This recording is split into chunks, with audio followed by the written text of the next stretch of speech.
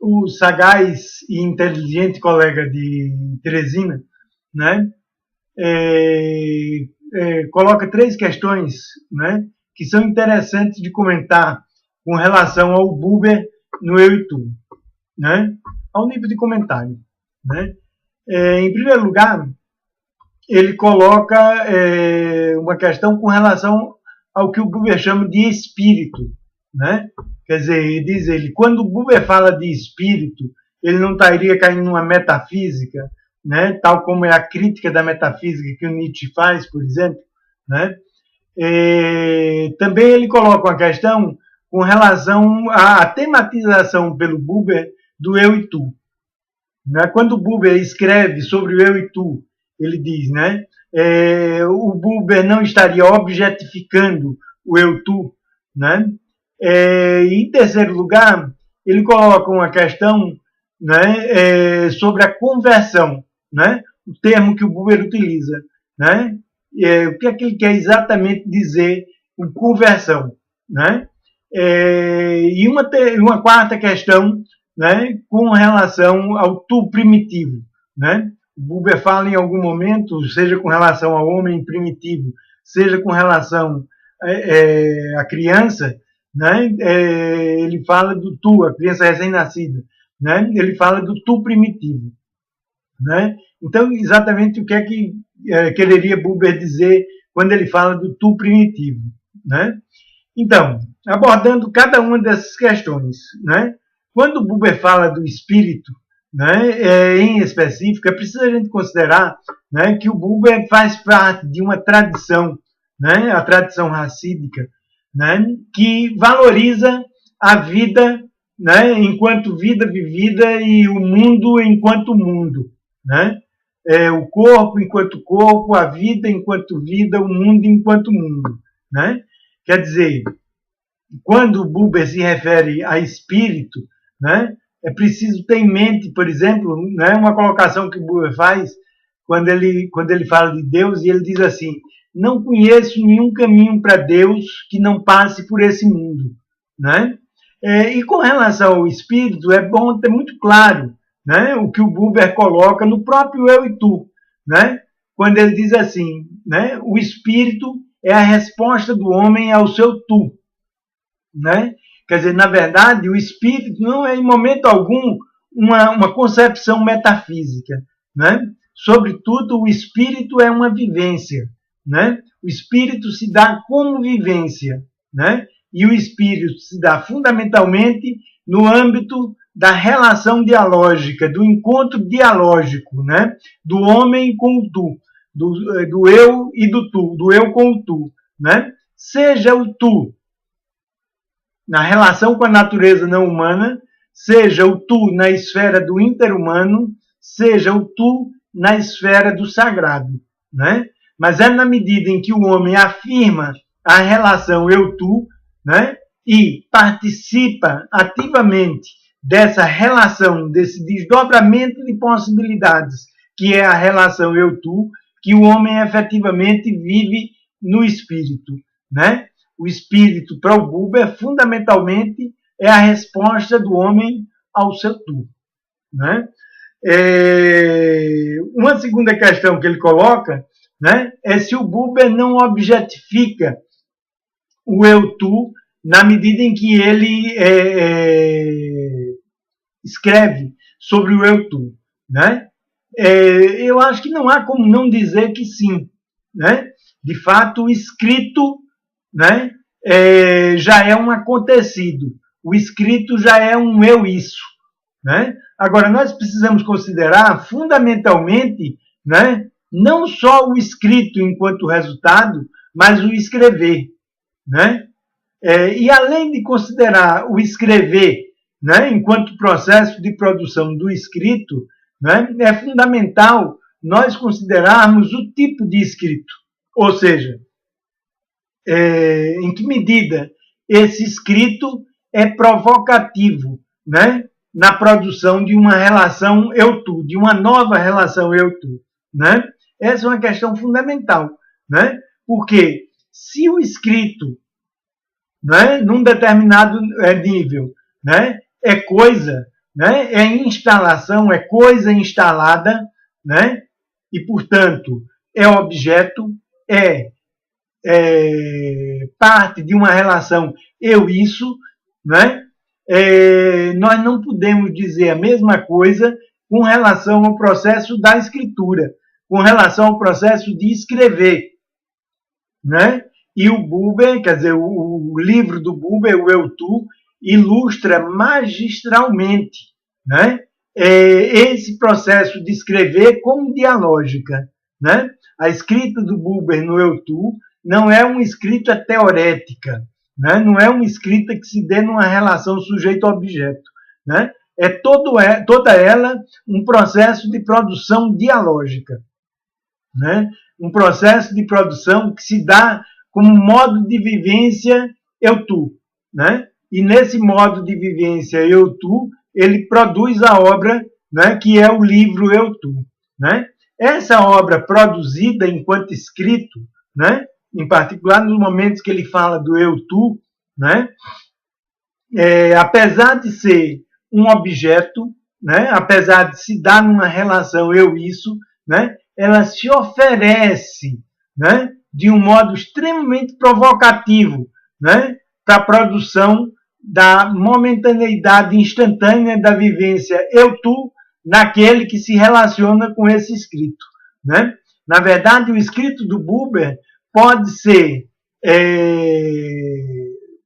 lido, pode ser experienciado, né? Numa perspectiva eu-isso, para quem não tem a sensibilidade, né?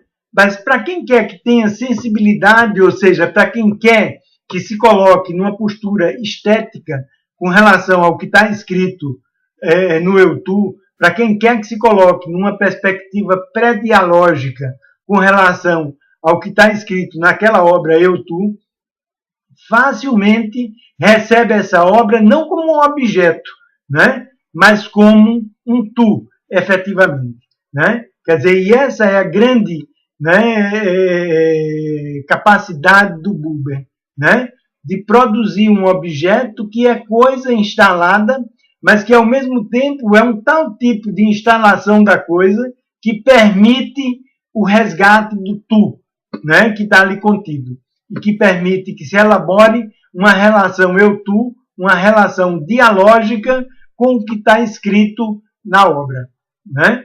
Então, essa é a questão, né? Não é simplesmente o fato do Buber ter objetivado o eu-tu, né? É o modo como ele produziu essa objetivação acerca desse modo de ser eu-tu e o modo como essa objetivação é provocativa para o estabelecimento de uma nova relação eu-tu. Aí está a grandiosidade da obra Eu-Tu do Buber, né? A terceira questão se refere ao termo que o Buber utiliza como conversão, né?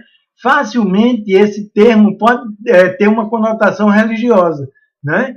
Mas no caso da utilização que é feita pelo Buber, conversão não tem nenhum sentido religioso, né? Pelo menos no sentido formal do termo, no sentido formal em que se utiliza o termo conversão, né? Na verdade, o Buber estava falando em termos de conversão, né? Como a conversão de modos de ser, a passagem do modo eu-isso para o modo eu-tu, né? E, em particular, a passagem da cronificação do modo eu-isso de ser na fatalidade, né? No decurso incontrolável das coisas, né? Que constitui a fatalidade, né? E a conversão desse decurso, a conversão da fatalidade, da cronificação do modo eu-isso de sermos para o modo eu-tu. A fatalidade é a cronificação do eu-isso, né? É o movimento mecânico do modo eu-isso de sermos coisificado, né? É o decurso inevitável das coisas. É quando nós perdemos o controle, né? Na medida em que o eu-isso cronificado, né? Ganha em força, né? Ganha em momentum, né? E se impõe, né? De um modo em que a vida é coisificado coisificada em que o mundo é coisificado e se movimentam mecanicamente no que o Buber chama de decurso das coisas, né? A prevalecer, né, essa condição, né, fatalmente, né, o eu isso cronificado, que é a própria fatalidade, né, chega à angústia e ao desespero, né? E a angústia e o desespero, no limite, realizam a conversão, segundo a perspectiva do Buber, né? Que é o retorno ao modo de sermos do eu-tu, né? A própria angústia e o próprio desespero, né?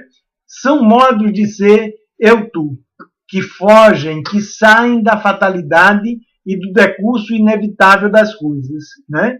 E nesse sentido, a conversão, né, seja pela angústia, seja pelo desespero, né, a conversão é uma entrega à concrescência da existência, né? Ou seja, é uma entrega à existência com tudo que ela tem de difícil, de problemático, né, de negro, né? Ele diz, aí onde cresce o desespero é exatamente onde cresce a possibilidade de libertação, né? Porque aí onde cresce o desespero é aí onde cresce o dialógico, é aí onde cresce o possível, é aí onde cresce a força da possibilidade que caracteriza o modo eu-tu de sermos. Então a conversão é essa entrega à concretude da existência, mesmo que seja na angústia e no desespero, mas que joga nós outros para o modo plastificativo de nós sermos, que é o modo de sermos eu-tu, que é o modo de sermos da vivência de possibilidade e da criação e da superação, né? Então, conversão é essa entrega, né, à concrescência da existência, né, e que permite a superação.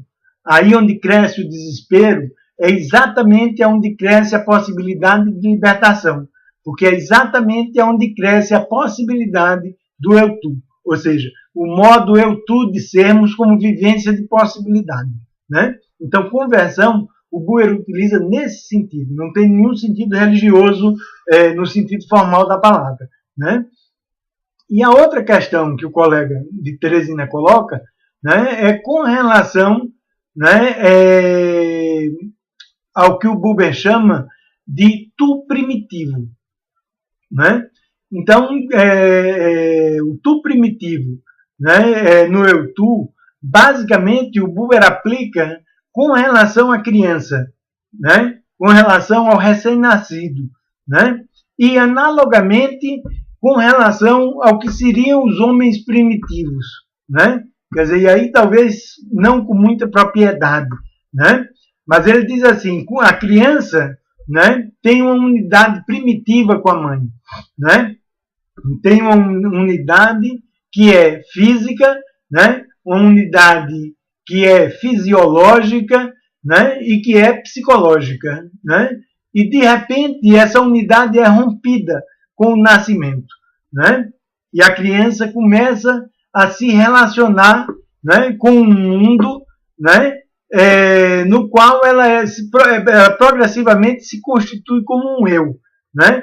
E um eu que é carente de um tu, ou seja, uma carência que se caracteriza como uma abertura para o tu. Essa abertura primitiva para o tu é que o Buber chama de tu primitivo, né? E é essa abertura que permite que, na dialógica, né, com o mundo que ela vive, com os elementos do mundo no qual ela vive, progressivamente ela pode experienciar um novo vínculo, uma nova vinculação eu-tu, a partir da qual os objetos vão se constituindo progressivamente, né? Então é nesse sentido que o Buber utiliza a expressão tu primitivo.